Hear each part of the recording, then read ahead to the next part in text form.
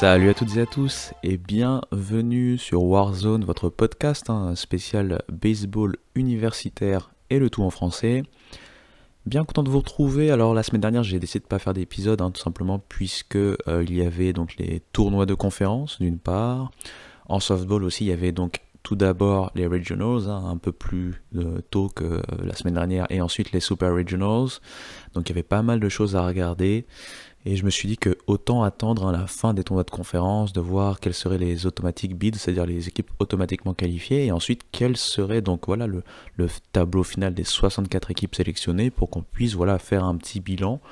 Tout simplement commenter un peu tout d'abord ce bracket et ensuite pourquoi pas se faire un petit jeu, peut-être pas le full bracket challenge, comme ça on peut faire plusieurs épisodes, mais par exemple je vais vous donner un peu ce que je vois par regional, qui va s'en sortir selon moi et pourquoi, assez rapidement bien entendu, et on pourra bien sûr revisiter mes résultats la semaine qui suit et voir comment ça se passe.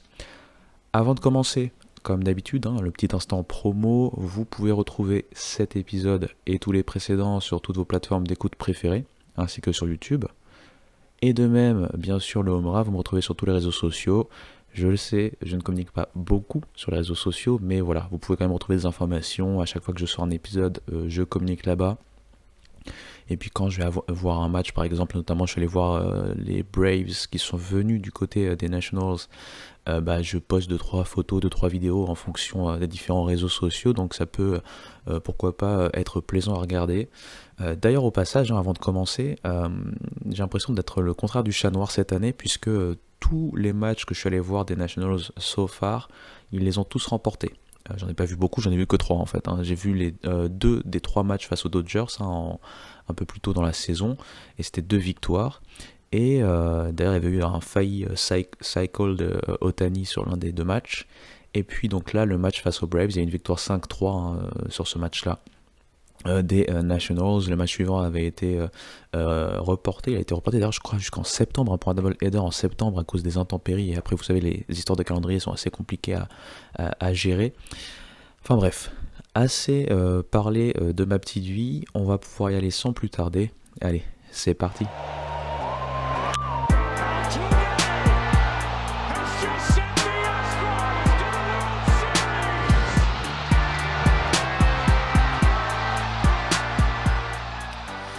Donc, comme je le disais, on a eu tout d'abord les tournois de conférence qui ont vu pas mal de choses se passer, vaincre les derniers espoirs de certaines équipes, pourquoi pas relancer un peu la hype ou l'espoir pour certaines autres équipes. On a vu aussi des équipes qui se sont bien placées en fonction du fait de remporter leur tournoi de conférence tout simplement. Et tout ceci a été donc suivi par le fameux Selection Sunday. Donc je vais quand même rappeler, pour ceux qui ne sont pas forcément habitués aux joutes sportives et notamment au niveau NCAA et ce qui se passe derrière ce fameux Selection Sunday quand on parle de NCAA Baseball. Faut le savoir, les équipes qui ont la chance de pouvoir faire la compétition pour pouvoir remporter le titre national sont en fait sélectionnées. Quand je dis sélectionner, il y a plusieurs modes de sélection, et en fait il y en a 2 tout simplement. Il y a le fameux bid automatique dont j'ai parlé et reparlé, c'est-à-dire qu'un vainqueur du tournoi de sa conférence est automatiquement qualifié pour le tournoi national. Cette saison, il y a 29 qualifiés automatiques agréés du fait des mouvements de conférence. On sait que par exemple la Pac-12 a disparu, donc ça fait une conférence en moins. Et donc ça voulait dire qu'il fallait encore sélectionner derrière 35 autres équipes pour faire un compte de 64. Et ces 35 autres équipes sont dans le deuxième mode de sélection. Ce mode qui prête beaucoup plus à discussion comme chaque saison, c'est ce fameux mode en fait at large, où en fait on va regarder plusieurs métriques. On va avoir aussi cette idée de regarder la force des conférences, la force des adversaires, etc. etc. Donc plein de métriques particulières, et ensuite on va dire presque des affinités, puisqu'à un moment ou un autre il y a aussi ces impressions visuelles qui vont aider à départager une équipe par rapport à une autre. Mais donc cette manière, je ne vais pas dire arbitraire, mais cette manière un peu moins... c'est peut-être un peu dur de dire moins sportif, parce que c'est toujours lié aux résultats sportifs, mais c'est pas direct. C'est pas comme si, par exemple, vous êtes champion de votre conférence en termes de tournoi, et donc du coup vous êtes qualifié automatiquement, il n'y a pas de sujet à débat. Mais pour les 35, il y a justement un sujet à débat comme chaque saison, puisqu'à chaque fois, il y a des équipes qui se sentent lésées, et il y a des équipes, même au niveau global, on se dit comment ça se fait qu'elles aient réussi à être sélectionnées avec leur bilan, etc. etc. Donc, on a eu ce fameux Selection Sunday et on a eu nos fameuses 64 équipes sélectionnées. Je vais vous donner le détail ensuite du bracket, mais avant, j'ai envie de revenir sur cette particularité, cette sélection et surtout ces premières discussions ou disputes autour de cette sélection. Pour le contexte, il faut savoir que c'est historique en fait. C'est quelque chose qui se classe dans l'histoire. Je le rappelle, en 1947, on a le premier tournoi national en termes de baseball. Le premier NCAA D1 Baseball Tournament, c'était donc en 1947. En 1954, cette idée de sélectionner avec un comité de sélection arrive. Donc ça veut dire qu'il n'y a eu que 7 occurrences avant que cette façon de faire entre automatic bid et at-large sélection arrive. Donc c'est pourquoi c'est quelque chose qui est ancré tout simplement dans la culture du baseball universitaire, et j'ai même envie de dire des disciplines universitaires pour la plupart. On voit des sélections, même au niveau du collège football, on voit des sélections au niveau du collège basketball. Il y a toujours cette idée de sélection à un moment ou à un autre. Et ça apporte forcément son lot de discussions, de débats, etc., etc. Quand on sait en plus que si on est fan d'une université, on va avoir tendance forcément à se battre pour que son université en fasse partie et donc se plaindre le cas échéant. Et la sélection ne s'arrête pas à savoir est-ce que vous allez faire partie des 64, élus. Il y a aussi cette histoire de host. Comme je l'ai dit, le format est tel qu'on a donc 16 équipes qui vont être hôtes de ce qu'on appelle les regionals. Donc c'est-à-dire qu'on a 16 groupes de 4, encore une fois, et le fait d'être hôte, ça vous donne déjà tout simplement l'avantage du terrain, tout simplement, il ne faut pas le négliger. Et ensuite, en fonction de la partie du tableau dans laquelle vous êtes, vous pouvez avoir un chemin presque éclairci en termes d'adversité déjà dans votre regional et ensuite en termes de super regional pour pouvoir, pourquoi pas, atteindre tout simplement Omaha et les collèges World Series. Donc il y a beaucoup de choses à regarder par rapport à ça. Et une des premières décisions, ça a été comment on va départager les différentes équipes qui étaient, dans un mouchoir quand on parle de potentiel host. Donc, il y a une chose qu'il faut savoir. Avant l'arrivée des tournois de conférence, on avait, 3 équipes qui se battaient sur les dernières places d'hôtes. C'était UCLA, c'était Georgia Tech et c'était TCU. Depuis longtemps, et puisque j'écoute pas mal des baseball notamment pour ceux qui m'entendent, j'écoutais beaucoup leurs débats et notamment leurs différents Field of 64, et ils expliquaient que TCU, UCLA avaient une certaine marge d'avance par rapport à Georgia Tech, une marge certes qui s'est réduite au fur et à mesure, parce que Georgia Tech a fini par être fac championne de la ACC, mais il y avait quand même des choses à regarder comme des métriques ou comme la force de calendrier. Par exemple, Georgia Tech, certes, ils ont été champions de la ACC, mais quand on regarde leur calendrier, par exemple, ils n'ont pas affronté 2 grosses autres équipes de leur conférence que sont par exemple Florida State et North Carolina. Donc il y a ce genre de choses qui entrent en compte. Ils ont aussi un RPI à l'entrée de cette sélection du dimanche qui les positionne en 22e au niveau national. Quand on compare UCLA qui est 15e et TCU qui est 18e, il y a toujours un petit gap. Donc on peut se dire que ça peut être un peu compliqué. Mais malgré tout, on peut se dire qu'ils avaient leur chance quand on sait qu'il y a donc 16 hôtes, il y avait quasiment, 12 à 13 qui étaient quasiment des locks, puis après il y avait peut-être 5-6 équipes qui devaient potentiellement se battre pour les 3-4 derniers spots. Le problème qui s'est posé en fait pour eux, c'est qu'au niveau des tournois de conférence, on a vu l'émergence d'équipes comme Tennessee. Tennessee, ils ont toujours eu un très bon RPI du fait de la force de leur calendrier notamment, il faut le noter. Et par contre, ils ont eu un bilan qui a été plus compliqué que prévu puisqu'ils ont perdu quasiment toutes les séries qu'ils ont jouées à partir de avril, on va pas se mentir. Peut-être ils ont remporté une seule série sur toutes les dernières séries SEC, mais ils n'ont jamais été sweepés et ils ont fini quand même avec un bilan positif. Ils ont réussi à accrocher une demi-finale également au tournoi SEC, ce qui les a remontés vraiment tout en haut en termes d'estime pour le comité de sélection. Donc ils sont venus s'ajouter à cette meute en fait pour chasser les dernières places d'hôtes. Et à ça, il y avait aussi Southern Miss, puisqu'il faut le rappeler, Southern Miss, mine de rien, est un des meilleurs RP de la nation, est aussi certes dans une mid-major, mais dans une mid-major qui compte, ou qui a compté sur les dernières années, cette année un peu moins, c'est la Sunbelt. Et Southern Miss, ils ont été donc deuxième de la conférence, et ils ont été en finale de leur tournoi de conférence. Donc avec ça, plus leur métrique, c'était difficile de les voir être sortis de l'équation, et aussi dans cette idée de vouloir un peu rééquilibrer, parce qu'on voit souvent, on voit plutôt rarement des mid-majors être potentiellement hautes, hein, quand on les compare à des équipes des powerhouses. Souvent on choisit l'équipe de powerhouse. Pourquoi? Notamment par rapport à la force du calendrier. Mais Southern Miss, de par leur histoire et l'historique, hein, en termes de calendrier, ils vont forcément déjà se confronter aux deux autres équipes de Mississippi qui comptent, c'est-à-dire Mississippi State, hein, notamment, et Ole Miss bien entendu. Donc ça va les aider, surtout quand ces deux autres équipes qui sont dans des calendriers SEC font des bonnes saisons. Ça a été le cas surtout pour Ole Miss.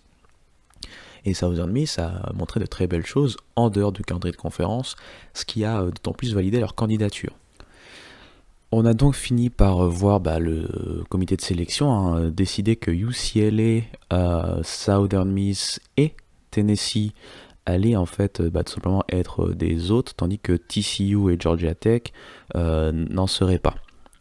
Ça ne veut pas dire qu'ils ne sont pas qualifiés, ils sont toujours dans les 64 bien entendu, mais ça a été quand même ce qu'on appelle un tough blow pour ces équipes-là, sachant les grosses saisons qu'elles ont fournies.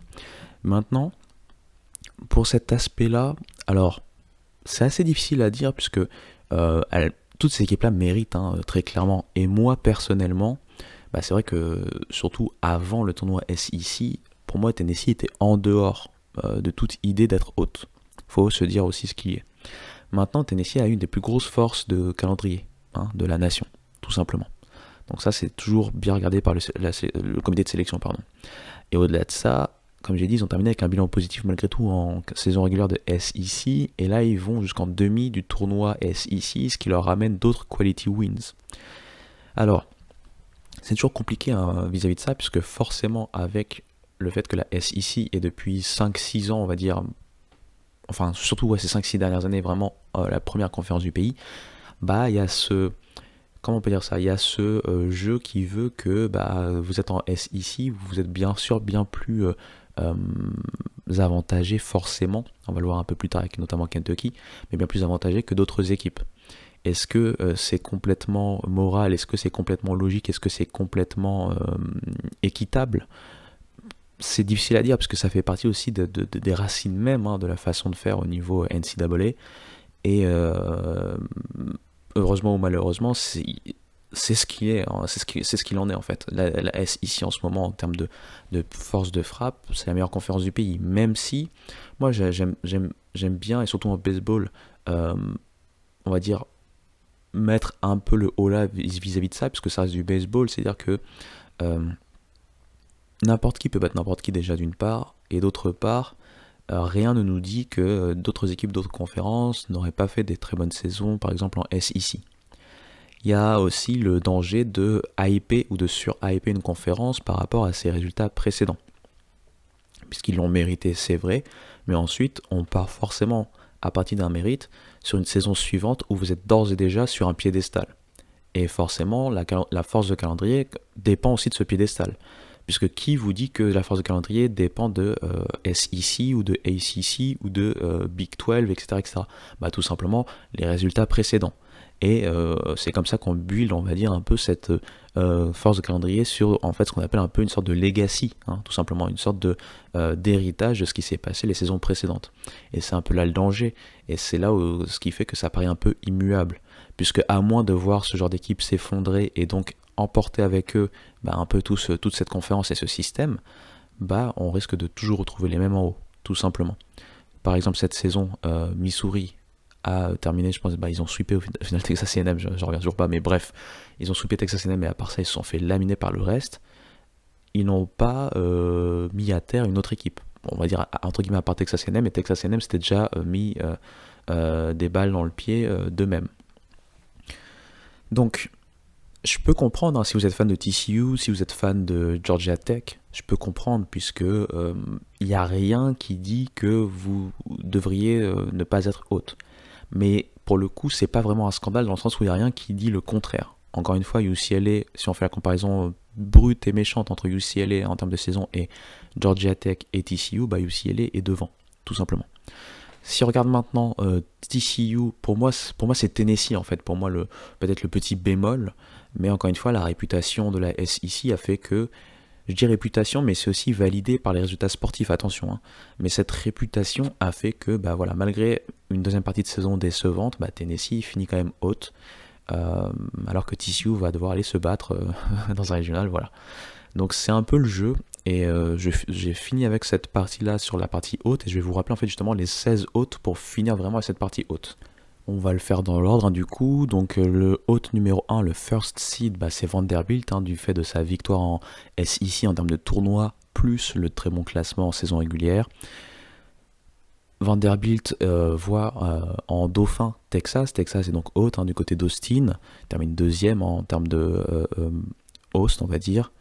Ensuite, en troisième position, on retrouve donc Arkansas.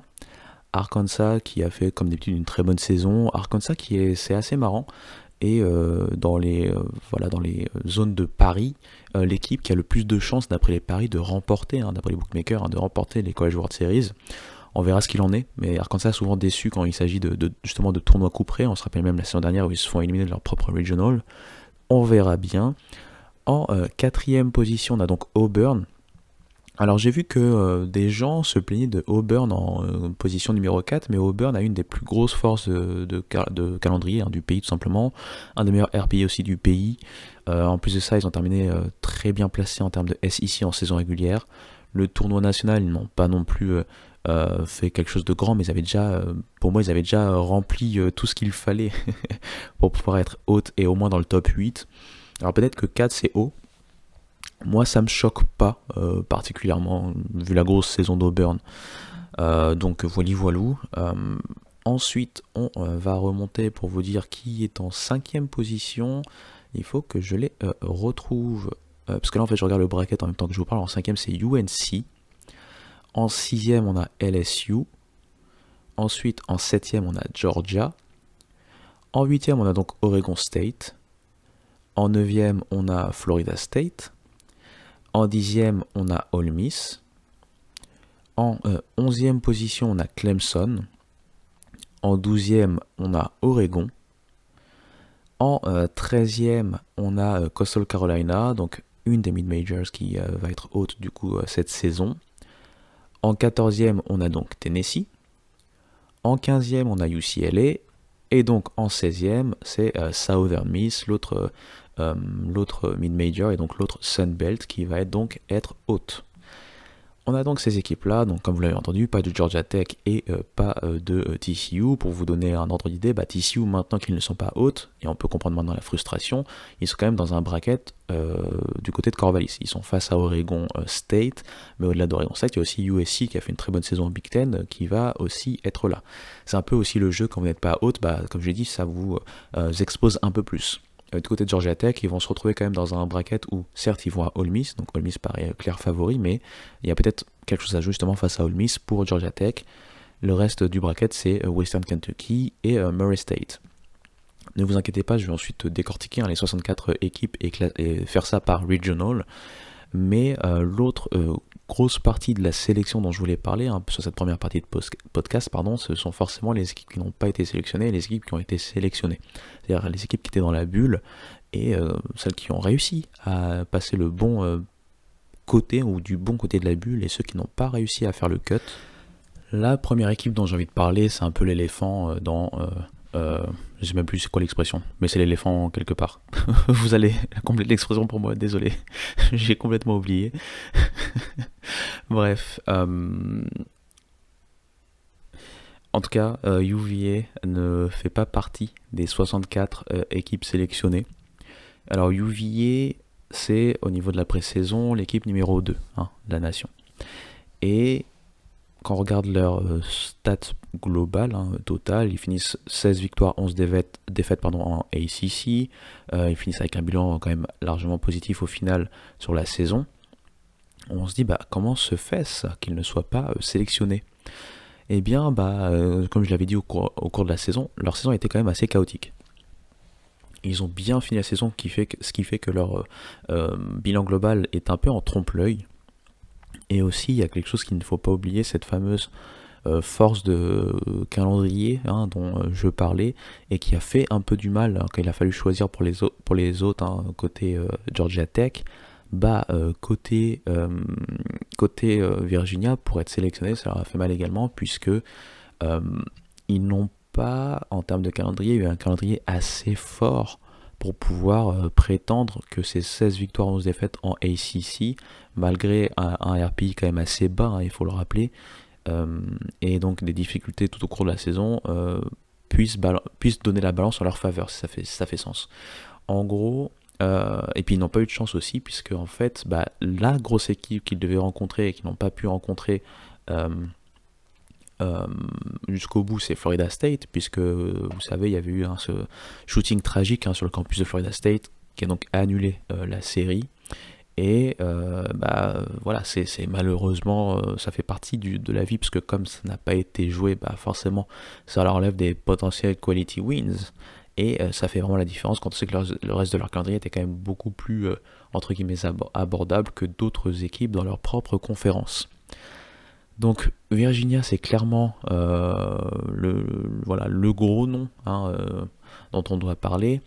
Texas A&M, oui, c'était pre-season numéro 1, mais vous connaissez maintenant la saison vraiment très très très compliquée de Texas A&M, beaucoup plus que Virginia. Et Texas A&M, il fallait pour eux qu'ils aillent, pour moi, en finale, peut-être pas gagner, mais aller en finale du tournoi de SEC, ce qui est quasiment la même chose. Ils n'ont pas réussi à le faire, donc c'était trop compliqué pour eux d'être sélectionnés.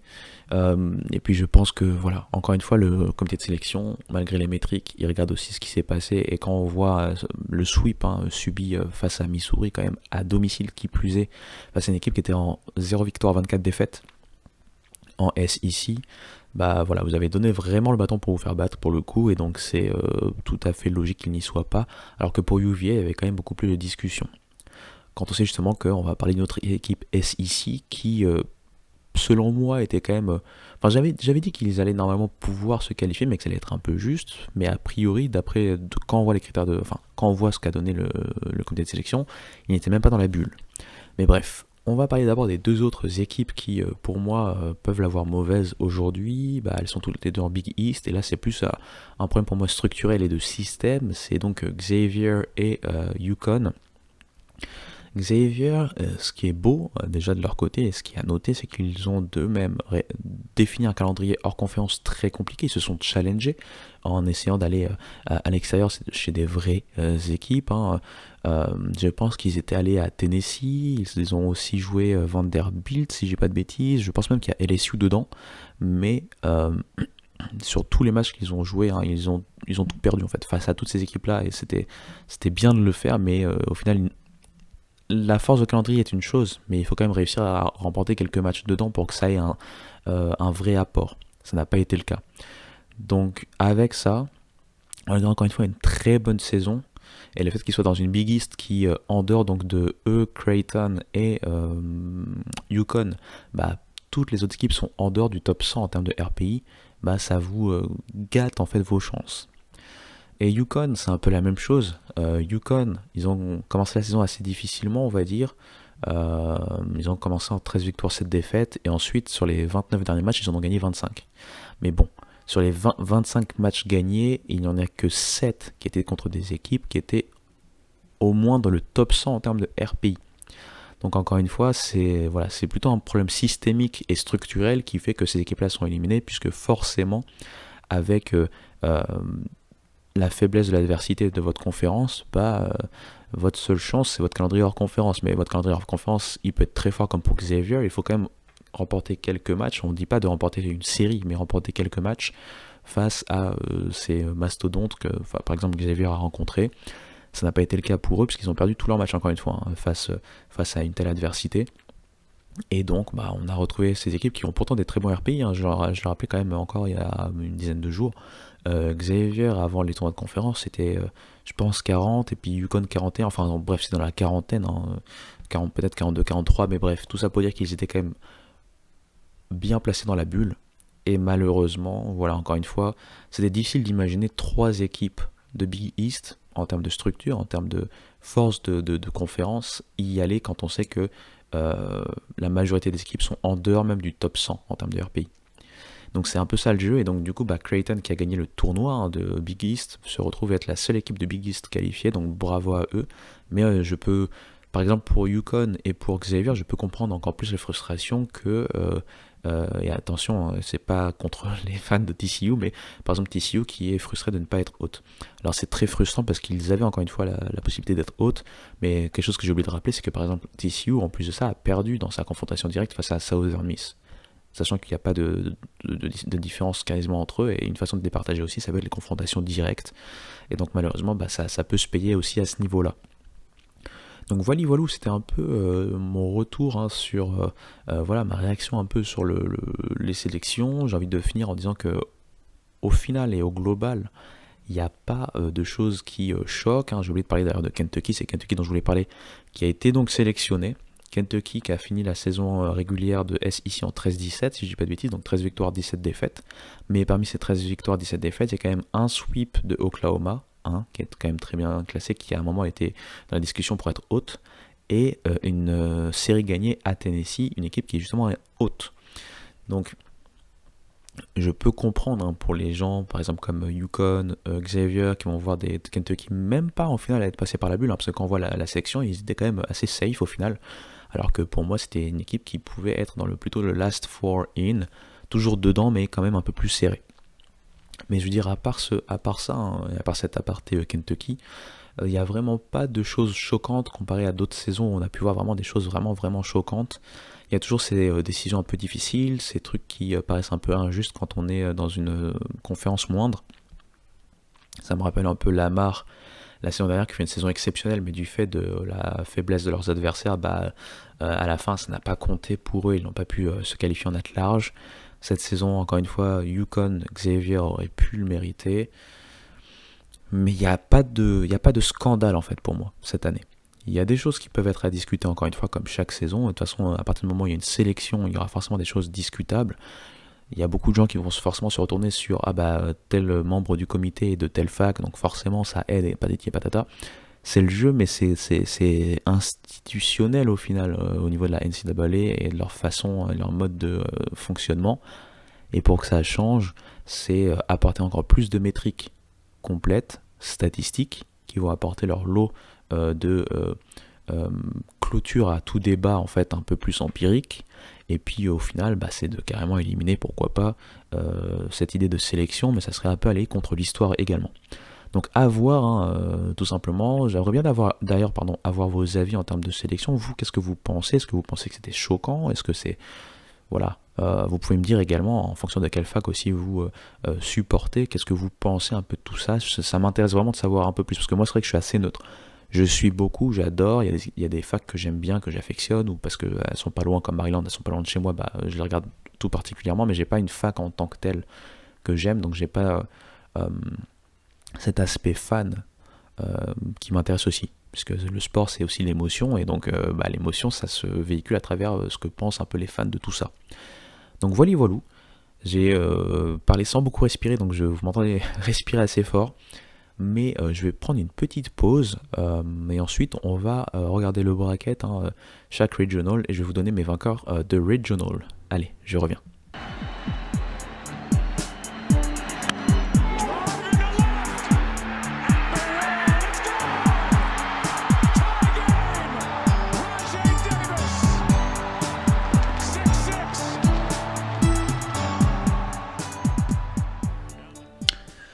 Et donc me voici de retour, et là on va donc passer un peu plus à la partie fun. On va donc d'abord regarder le bracket, hein, au complet. Je vais vous donner chaque regionals, et ensuite comment je vais faire ça d'ailleurs? Je pense que ça va faire plus sens d'ailleurs. En fait, ce que je vais faire, Je vais pas donner les 64 équipes d'un coup, puisque là on a les 16 autres que je vous ai donné au préalable. On va faire en fait chaque regional, et je vais dire directement, bah voilà, dans ce regional je vois telle équipe sortir, je vais les noter, et comme ça en fait on va se faire une sorte de mini bracket challenge, un peu impromptu, un peu informal, j'ai perdu le mot en français. Et voilà, la semaine prochaine, on pourra regarder un peu les résultats et on pourra comparer avec ce que j'ai décidé de mettre. Je sais pas ce que vous en pensez, malheureusement ce n'est pas interactif, donc je vais un peu faire directement entre guillemets hein, comme je veux, dans le sens où je peux pas malheureusement vous faire participer directement.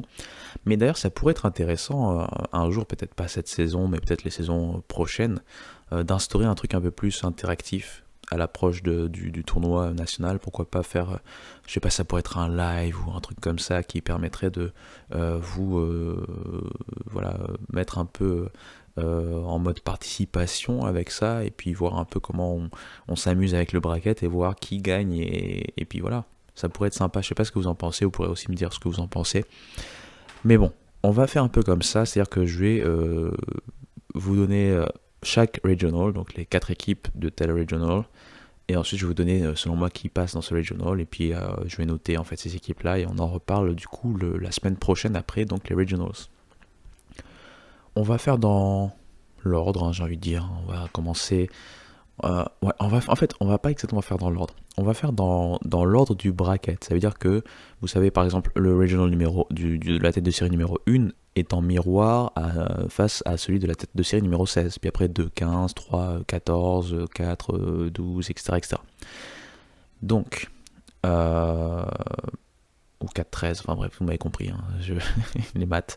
Vous m'avez compris, je pense.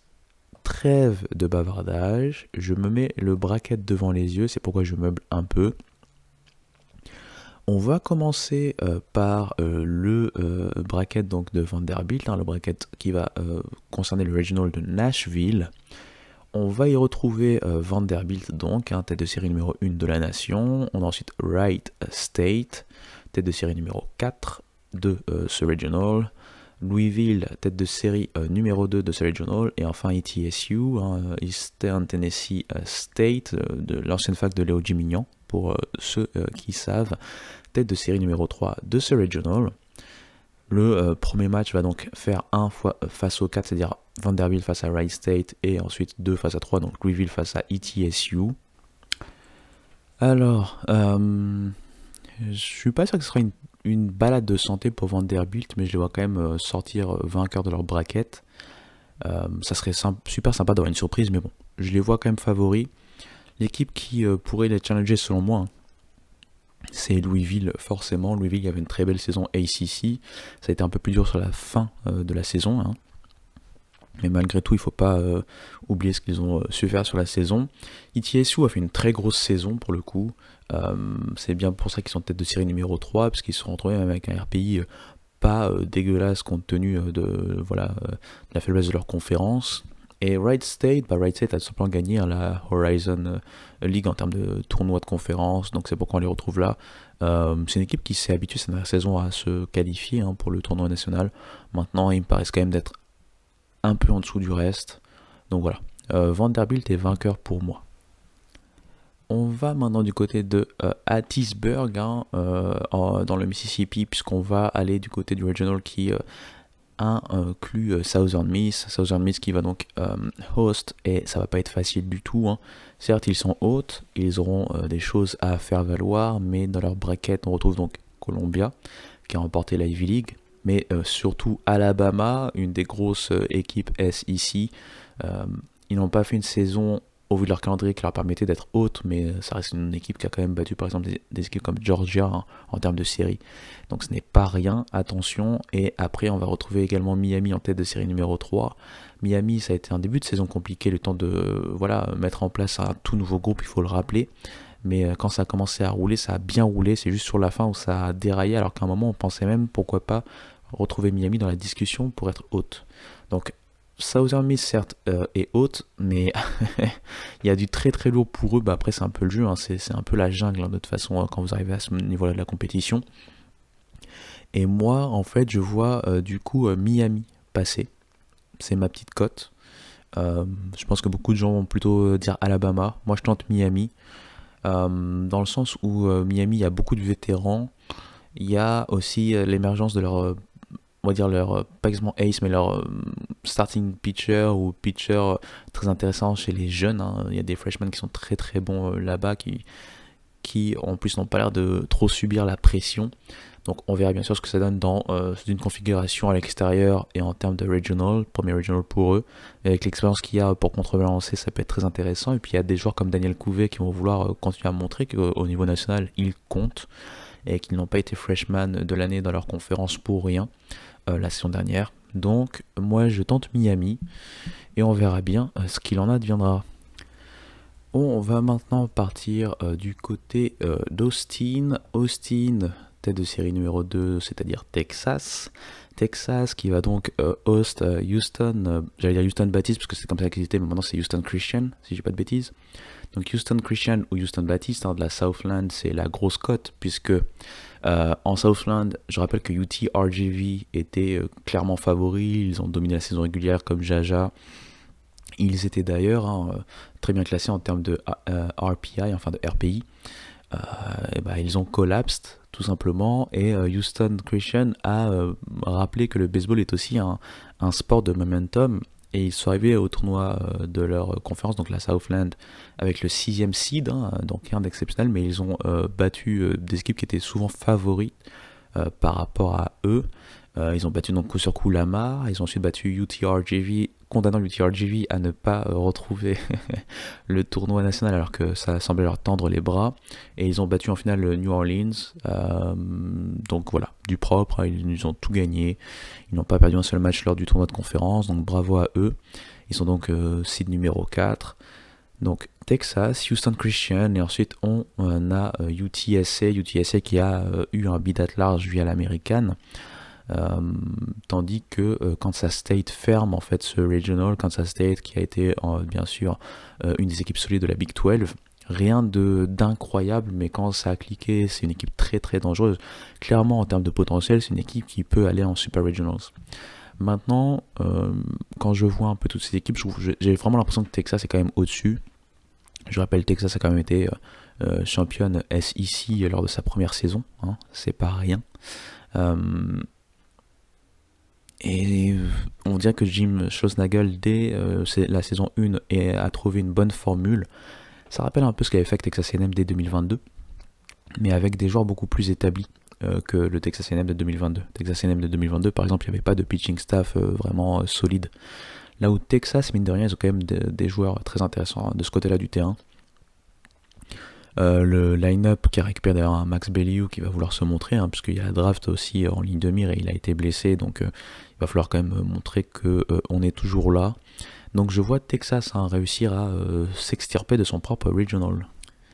Et en miroir, la tête de série numéro 15, on va donc du côté donc de Los Angeles, puisque c'est UCLA qui va retrouver Fresno State qui a fait une très belle saison, hein. Je rappelle Fresno State champion en 2008, donc attention. Aux côtés du UCLA et Fresno State, on va retrouver UC Irvine qui a longtemps été dans la discussion pour pourquoi pas être haute, donc une équipe très très très dangereuse, hein, la place forte un peu de la Big West. Et pour fermer la marche, une des équipes qui était dans la bulle, hein, c'est Arizona State, et qui a été du bon côté de la bulle, mais pour moi ça fait sens, hein, ils ont eu quand même une très très bonne saison Big 12. Il y a donc les deux équipes d'Arizona d'ailleurs, hein, dans le tournoi on va le voir un peu plus tard avec l'Université of Arizona. Mais là pour ce regional, ça me paraît serré en vrai. Alors UCLA avec comment il s'appelle, c'est Cholowski, a un candidat Golden Spikes en forme, hein, en son sein. Maintenant, j'ai l'impression que ça va être beaucoup plus serré que ce qu'on pourrait penser, dans le sens où UCLA revient après quelques années délicates, hein, et surtout ils reviennent face à des équipes qui ne sont pas complètement en dessous. En fait, il n'y a pas vraiment un gap. C'est pas comme ce que j'ai vu juste avant avec le Regional d'Austin. Là, pour le coup, peut-être Fresno State paraît un peu en dessous, mais honnêtement, que ce soit Arizona State, surtout au niveau offensif, et ensuite, et au niveau grind aussi, ils se battent bien. C'est une équipe qui hustle beaucoup. Et ensuite, UC Irvine, qui est une équipe très très très solide, à vraiment pas sous-estimer. Ça va être très compliqué pour UCLA. Moi, je vais quand même prendre UCLA, mais je suis en train encore de réfléchir. j'ai envie de faire confiance à John Savage et je vais quand même continuer sur UCLA, mais je serais vraiment pas étonné pour le coup s'il y a un upset là-bas. Bref, UCLA qui passerait de ce côté-là. On va passer maintenant du côté de Tallahassee. Tallahassee, donc tête de série numéro 9, Florida State, qui va retrouver c'est comment il s'appelle déjà oh mon dieu, j'ai un problème. J'ai un problème. Bethune Cookman, waouh. C'est une des HBCU, hein, Bethune Cookman, mais à chaque fois j'ai une sorte de dyslexie spécifique à leur nom. Et dans le reste du bracket, il y a la très dangereuse Mississippi State qui sera du côté donc de Tallahassee, et il y a également Northeastern qui n'est pas à sous-estimer. Northeastern qui a roulé sur la CAA. Et là aussi, ça va être serré pour moi parce que Mississippi State est une très bonne équipe. Hein. Faut pas sous-estimer, malgré la saison un peu plus compliquée que prévu, malgré le limogeage de Chris Lemonis. C'est une équipe qui est très très très compliquée à jouer. Vraiment, c'est une équipe qui est très forte. Florida State, j'ai l'impression que c'est moins fort que la saison dernière, même s'il y a Jamie Arnold. Je vais quand même voir Florida State réussir à gagner son regional, mais ça sera beaucoup plus serré que ce qu'on pourrait penser là encore une fois. Puisque Mississippi State a un coup à jouer, mais pas que Mississippi State. Pour moi, Northeastern a également un coup à jouer. Donc voilà, Florida State passe, mais ça serait pour moi bien plus serré que ce qu'on pourrait imaginer. Dans le Regional Miroir, donc la tête de série numéro 8, c'est-à-dire Oregon State, du côté de Corvallis, on va retrouver donc St. Mary, on va retrouver USC, attention à USC, et on va retrouver TCU qui pourrait peut-être avoir à charge de revanche l'idée d'éliminer un peu tout le monde jusqu'à Omaha pour montrer qu'ils étaient legit en tant que hôtes. Plaisanterie à part, là aussi c'est un regional qui est pour moi beaucoup plus serré que ce qu'on pourrait penser. Oregon State fait clairement figure de favori malgré tout, hein, puisqu'ils ont fait une très grosse saison malgré un calendrier renforcé du fait qu'ils étaient dans une position de fac indépendante. Ils ont eu des quality wins un peu partout, ils ont quand même eu aussi des défaites qui comptent hein, dans l'autre sens, dans le mauvais sens pour eux, face à Oregon notamment. Mais ça reste une équipe très solide, qui connaît le chemin. Donc c'est une équipe qui pourrait normalement passer, mais je réfléchis en même temps que je parle, j'ai envie de jouer une cote ici, et pour moi c'est TCU qui va passer ici, TCU qui va avoir cet esprit revanchard, et qui, s'ils arrivent à spark un momentum, puisque je rappelle, hein, c'est vraiment, pour le coup, la fin de saison, c'est vraiment une histoire aussi de momentum, hein. Je rappelle le Ole Miss de 2022, c'est vraiment mon exemple charnière. C'est une équipe qui était vraiment mid jusqu'à la fin de la saison, enfin jusqu'à quasiment la fin de la saison, et qui s'est mise à chauffer fin de saison régulière SEC puis tournoi SEC, et qui a tout raflé sur son passage et qui a fini par être championne nationale. Donc moi je mets TCU pour la cote, même si Oregon State paraît quand même supérieur au reste. Moi je mets la cote TCU pour le coup. Et j'ai pas d'amis à TCU, personne ne m'amène à ses côtés TCU non plus, ne vous inquiétez pas. On va se déplacer du côté d'Oxford pour la tête de série numéro 10, c'est-à-dire Ole Miss. Ole Miss qui va retrouver Murray State, Georgia Tech et Western Kentucky.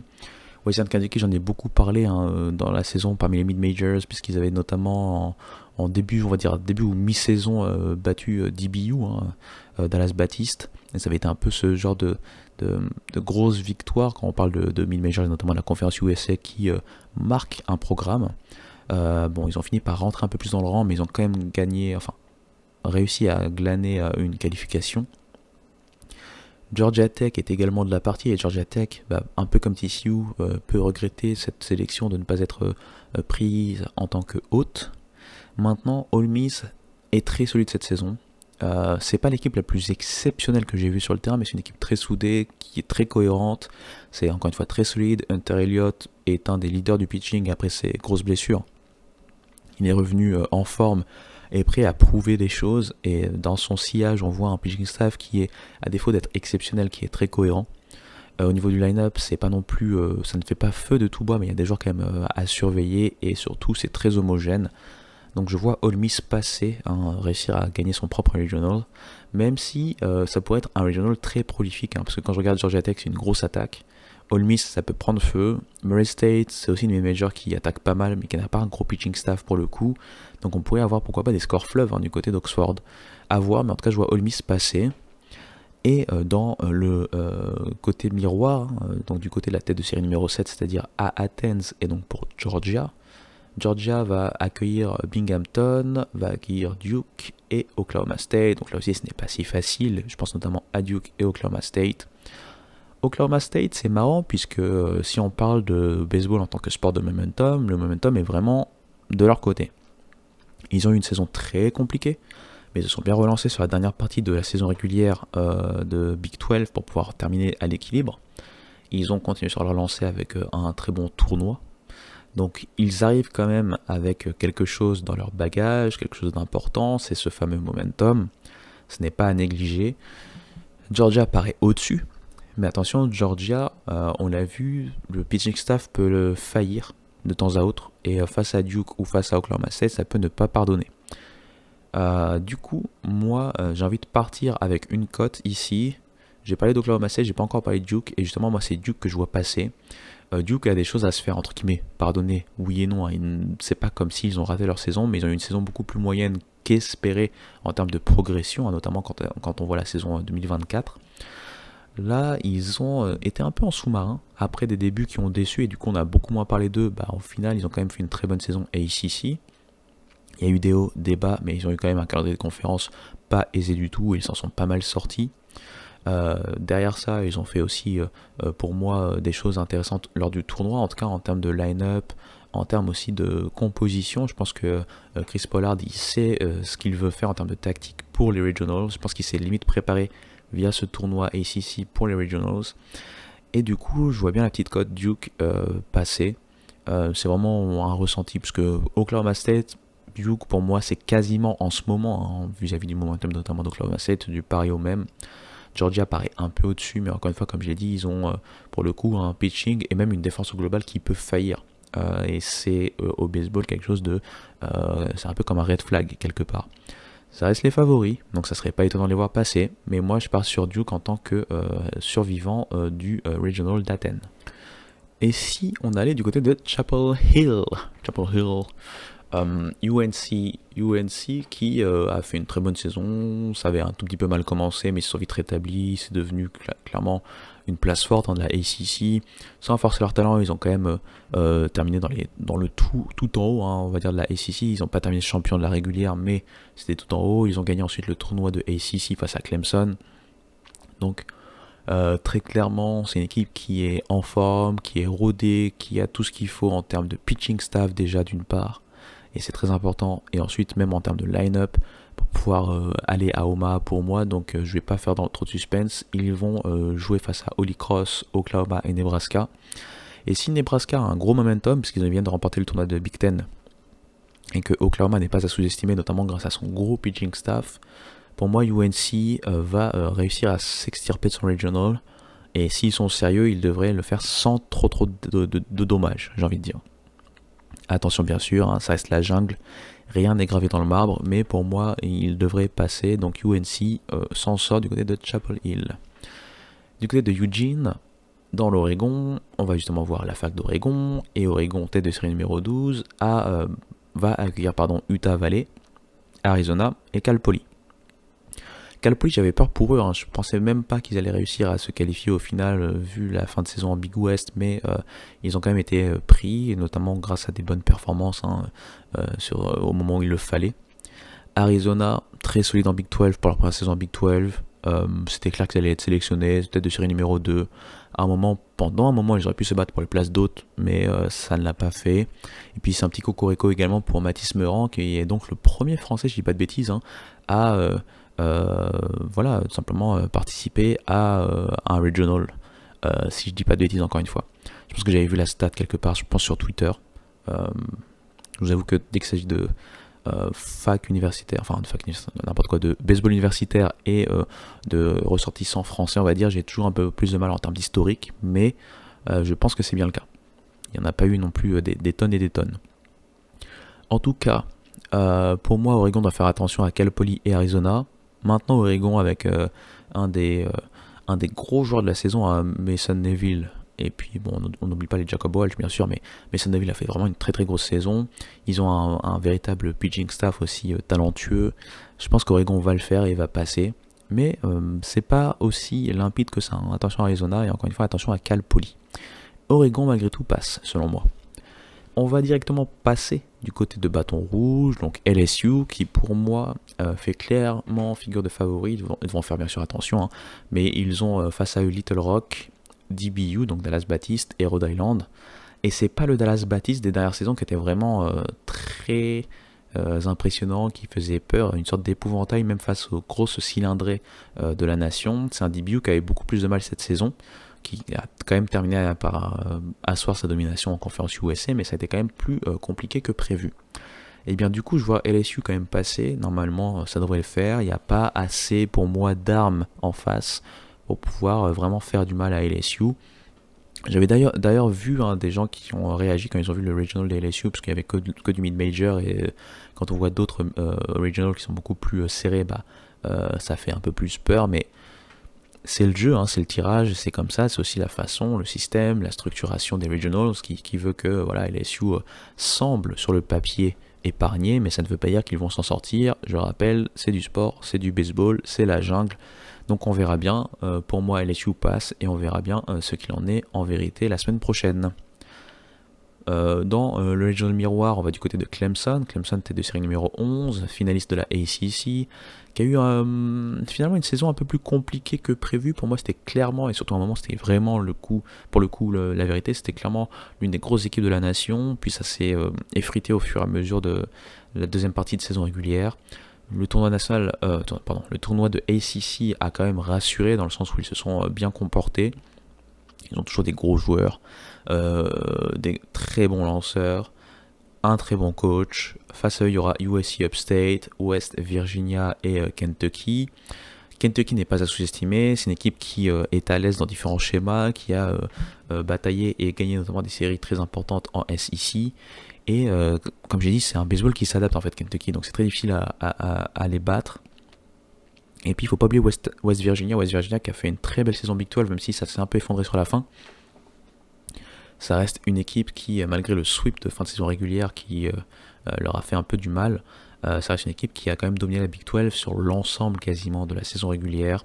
C'est une équipe qui est très solide malgré une refonte historique, on va dire, hein, avec le départ du coach la saison dernière.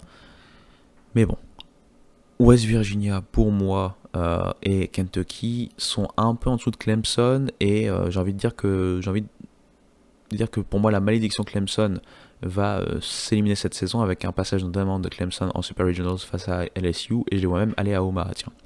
C'est un peu ma hot take. Donc Clemson passe dans son propre Regional.